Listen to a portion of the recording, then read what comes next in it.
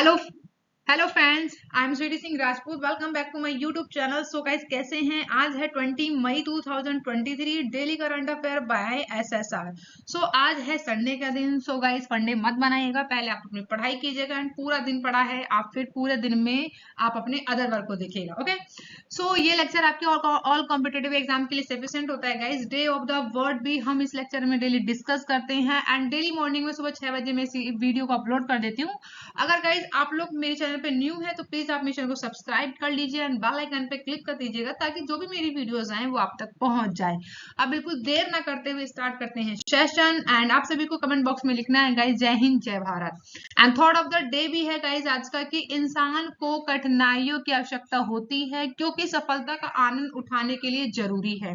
अगर आपकी लाइफ में कठिनाइयां आ रही हैं तो अच्छी बात है, उन कठिनाइयों से लड़िए और आपको जो बाद में जो सफलता मिलेगी उसके आनंद जो मिलेगा वो अलग लेवल का होगा। सो स्टार्ट करते हैं सेशन। एंड आज है 28 मई 2023, daily current affair by SSR. So first question है आप सभी के सामने। हाल ही में किस राज्य सरकार के ग्रामीण क्षेत्र के छात्रों के लिए ऑनलाइन शिक्षा कार्यक्रम पहल का उद्घाटन किया गया है? तो पहल कार्यक्रम किससे संबंधित है? पहले तो ये याद रखिएगा, ये शिक्षा कार्यक्रम है जो कि किसके द्वारा शुरू किया जा रहा है। तो ये किया जा रहा है, ऑप्शन सी करेक्ट होगा, यानी उत्तर प्रदेश राज्य सरकार के द्वारा शुरू किया जा रहा है। क्यों? तो ग्रामीण क्षेत्र के छात्रों के लिए ऑनलाइन शिक्षा कार्यक्रम पहल का उद्घाटन किया गया है। ओके, सो यहाँ पे है, मुख्य सचिव दुर्गा शंकर मिश्रा ने 15 मई को राजकीय यूपी सैनिक इंटर कॉलेज और सरोजनी नगर लखनऊ के एक ऑनलाइन ग्रामीण शिक्षा कार्यक्रम पहल का उद्घाटन किया है। यह कार्यक्रम माध्यमिक शिक्षा विभाग द्वारा आईटीटी कानपुर के सहयोग से तैयार किया गया है। इस पहल का उद्देश्य की बात की जाए तो ग्रामीण बच्चों को शैक्षिक अवसर प्रदान करना है, जिनकी गुणवत्ता शिक्षा तक सीमित पहुंच है।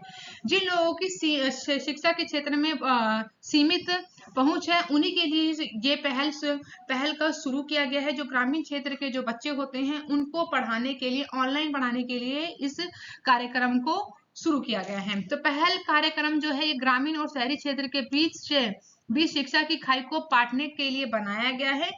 ओके, एंड इस कार्यक्रम के तहत प्रारंभिक चरण में राज्यों के 10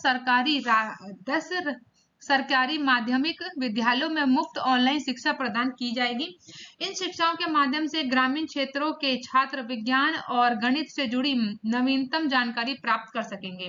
मुख्य सचिव ने कहा है कि ऑनलाइन ग्रामीण शिक्षा पहल एक नई और अच्छी शुरुआत है।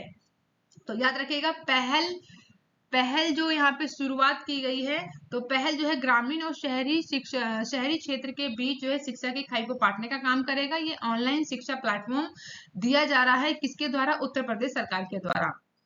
अब बात करते हैं, उत्तर प्रदेश की बात आई है तो उत्तर प्रदेश के बारे में बात कर लेते हैं।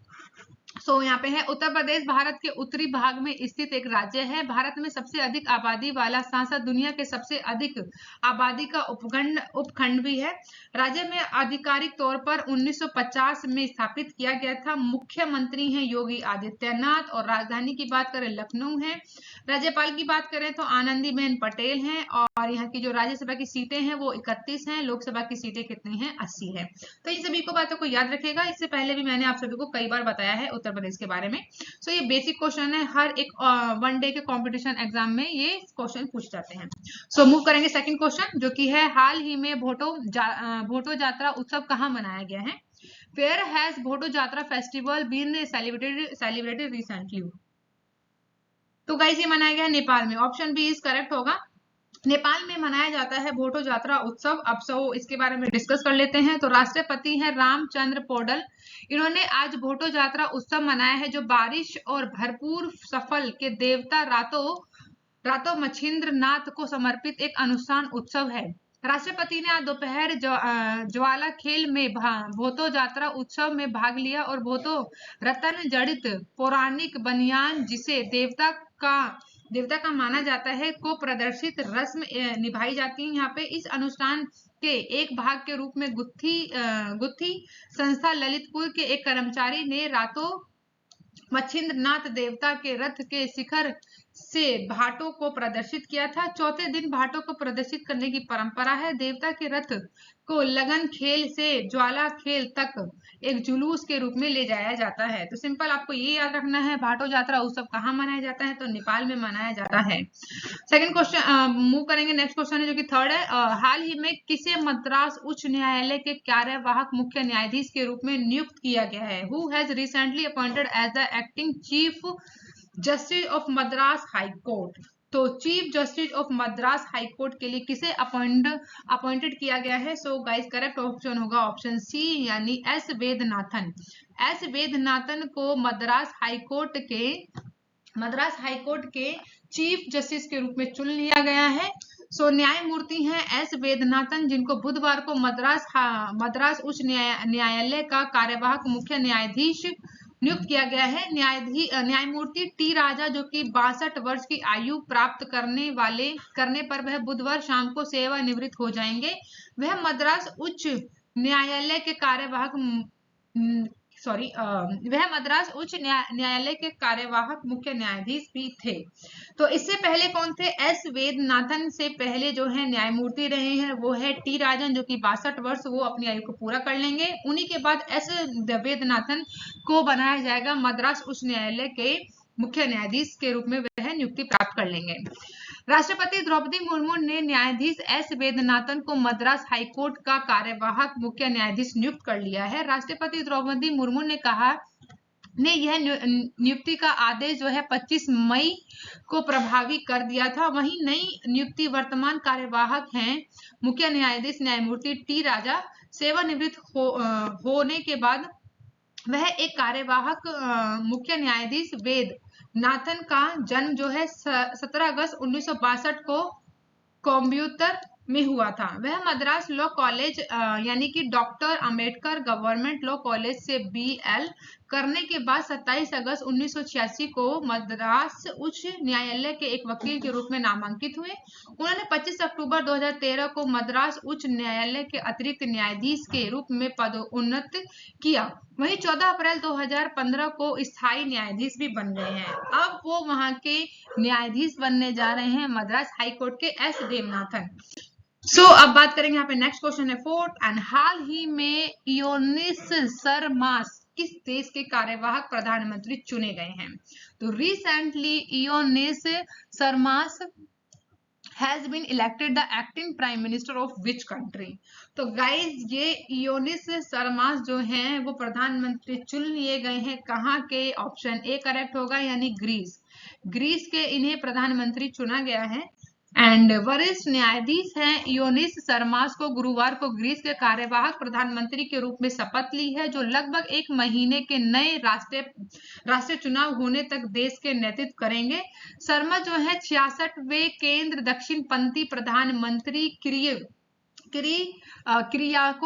क्रियाकोश मित्सोटाकिस के पदभार संभालेंगे, जिन्होंने 21 मई को संसदीय चुनाव में शानदार जीत हासिल की है, लेकिन सरकार बनाने में असमर्थ रहे थे।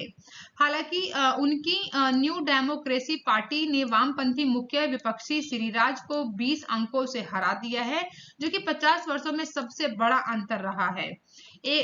एकाबारी की चुनाव प्रणाली ने इसे 300 वोटों वाली संसद में बहुमत से 5 सीट कम कर दी हैं। तो सिंपल आपको याद रखना है, ग्रीस के कार्यवाहक प्रधानमंत्री चुने गए हैं, जो कि उनका नाम है इयोनिस शर्मा, जो कि एक न्यायाधीश हैं। ओके, फिफ्थ क्वेश्चन है आप सभी के सामने। हाल ही में पहला का urban climate film festival film महोत्सव आयोजित किया गया है। Where will the first urban climate festival be held recently? तो हाल ही में अभी फर्स्ट अर्बन क्लाइमेट फेस्टिवल कहाँ पे सेलिब्रेट किया गया है? तो guys option C is correct होगा, यानी कोलकाता में अभी हाल ही में पहला अर्बन क्लाइमेट फिल्म महोत्सव को आयोजित किया गया है, जो कि शहरी बस्तियों और जलवायु परिवर्तन के पर्यावरणीय, सामाजिक और आर्थिक प्रभावों के बारे में दर्शकों को जागरूक करने के लिए पहली बार शहरी जलवायु फिल्म महोत्सव का आयोजन न्यू टाउन कोलकाता में 3 से 5 जून तक होने जा रहा है। इस महोत्सव में शहरी बस्तियों पर जलवायु परिवर्तन के पर्यावरण, सामाजिक, आर्थिक प्रभावों को दर्शाया जाएगा। दर्शक फिल्म के माध्यम से इन परिदृश्यों को देख सकेंगे। इस दौरान 12 देशों की 16 फिल्म प्रदर्शित की जाएगी। शहरी भवनों पर जलवायु परिवर्तन का प्रभाव विचार विमर्श के लिए फिल्म निर्माताओं के लिए प्रश्न उत्तरी सत्र भी रखा जाएगा। इस विषय पर लोगों के विचारों को आमंत्रित भी किया जाएगा और इसका उद्देश्य है नागरिकों को U20 प्राथमिकता वाले क्षेत्र में पर्यावरण के लिए जीवन शैली मिशन के माध्यम से माननीय प्रधानमंत्री के आह्वान के अनुरूप पर्यावरण रूप से जिम्मेदार व्यवहार करने को प्रोत्साहित करना है, जो कि 5 जून को विश्व पर्यावरण दिवस के अवसर पर एक विशेष समापन समारोह के साथ यह उत्सव संपन्न हो जाएगा। ओके, सो अब मूव करेंगे। नेक्स्ट क्वेश्चन है जो कि 6 है। हाल ही में सऊदी अरब और किस देश ने पूर्ण राजकीय संबंध बहाल किया है? तो recently Saudi Arab and which country have restored full democratic relation? तो अभी हाल ही में सऊदी अरब और कनाडा ने मिलकर आपस में सलाह मशवरा कर लिया है। इससे राज्य के संबंध उन्होंने बहाल कर दिया है। ओके, नेक्स्ट क्वेश्चन है। हाल ही में internet and mobile association of India के नए चेयरपर्सन कौन बने हैं? Recently who has become the new chairperson of internet and mobile association of India?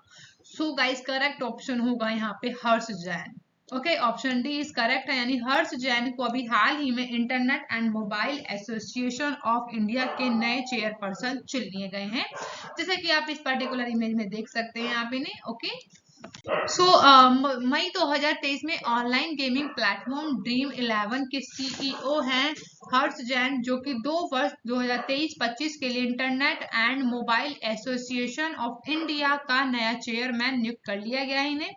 हर्ष जैन की बात करें तो IAMAI में गूगल इंडिया के वाइस प्रेसिडेंट और कंट्री मैनेजर संजय गुप्ता का स्थान लिया है इन्होंने, और इसके साथ ही मेक माई ट्रिप के को फाउंडर ग्रुप के सीईओ राजेश माघो को IAMI का वाइस चेयरमैन और टाइम्स इंटरनेट के वाइस चेयरमैन सत्यान गजवानी को कोषाध्यक्ष नियुक्त किया गया है। एंड बात करते हैं यहाँ पे internet and mobile association of India की स्थापना की बात की जाए तो 2004 में इसकी स्थापना की गई थी। IAMA सोसाइटी अधिनियम 1896 के तहत पंजीकृत एक गैर लाभकारी उद्योग निकाय है। सो हर्ष जैन को अभी हाल ही में internet and mobile association of India के चेयरमैन नियुक्त कर दिए गए हैं।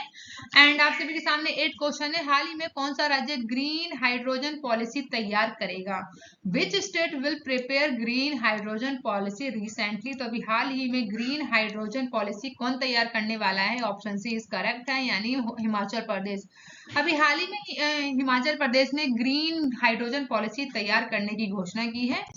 हिमाचल प्रदेश के मुख्यमंत्री हैं सुखविंदर सिंह सुक्खू ने हाल ही में ग्रीन हाइड्रोजन नीति तैयार करने की घोषणा कर दी है इन्होंने।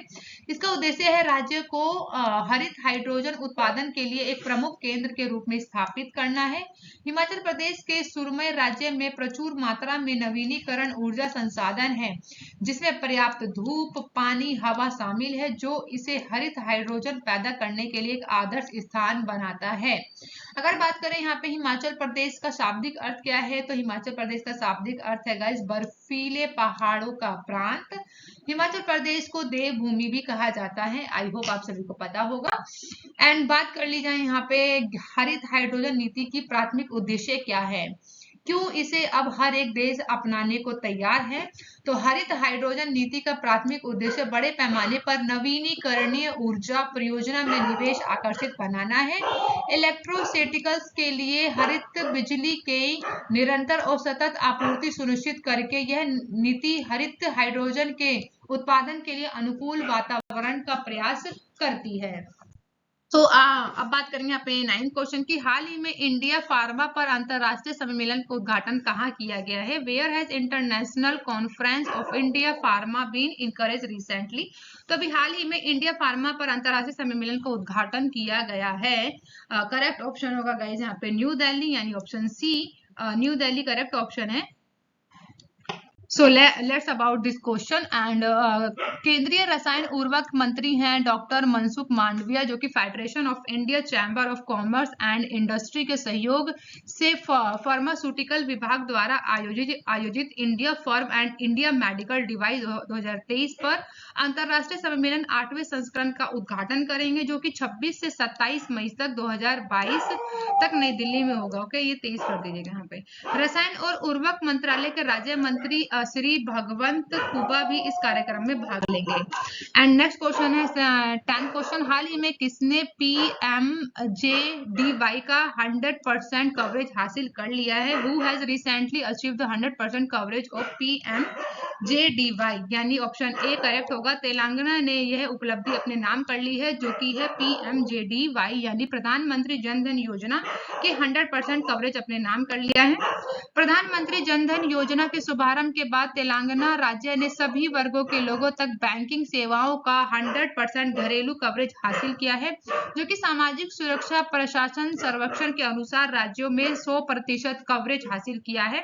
वहीं 20 विभागों के तहत 135 कल्याणकारी योजनाओं और कार्यक्रम का लाभ लाभार्थियों को इन शून्य कोष बैंक खातों में जमा किया गया है। प्रधानमंत्री जनधन योजना, जो कि 28 अगस्त 2014 को नरेंद्र मोदी द्वारा शुरुआत की गई थी, यह एक राष्ट्रीय मिशन है। इसका उद्देश्य है प्रेषण, क्रेडिट, बीमा, पेंशन, बैंकिंग, बचत, जमा खाता सहित विभिन्न वित्तीय सेवाओं तक पहुंच प्रदान करना है। और प्रधानमंत्री नरेंद्र मोदी ने पहली बार इसे 15 अगस्त 2014 को अपने स्वतंत्रता दिवस के भाषण के दौरान इस योजना की घोषणा की थी। तो ये सभी बातें थी यहाँ पे जनधन योजना से रिलेटेड। एंड आपको बात में याद रखना है, जो कि 100% कवरेज को हासिल कर लिया है तेलंगाना ने। ओके, सो आज का जो हमारा सेशन है, फेवरेट सेशन है डे ऑफ द वर्ड का। एंड आप सभी के सामने है 2 वर्ड लेके आई हूँ मैं, जो कि है कंस्ट्रिक्ट। कंस्ट्रिक्ट का मीनिंग होता है निर्माण करना। कंस्ट्रिक्ट का मतलब होगा गाइस निर्माण करना। और सेकंड वर्ड है इमिट। इमिट का मतलब होता है फेंकना। इमिट का मीनिंग होगा फेंकना। तो आप सभी को क्या करना होगा, इन 2 वर्ड्स के ऊपर मेक द सेंटेंस बनाना है और आप इन वर्ड को यूज कीजिएगा ताकि आपके डे टू डे की लाइफ में ये यूज होने लगे।